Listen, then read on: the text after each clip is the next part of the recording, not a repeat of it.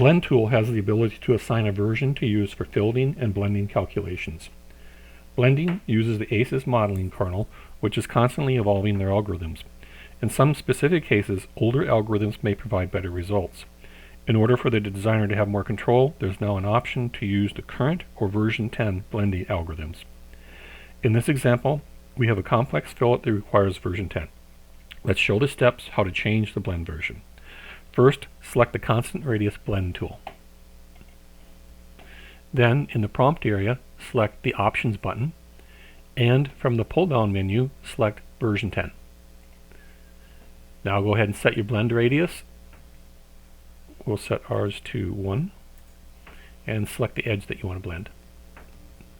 And then if you want to explore different radius values, just go to the data entry window while it's still selected and enter your values.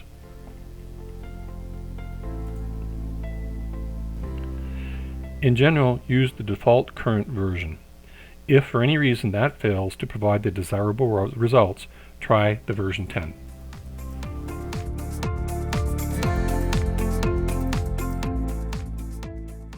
Thanks for watching.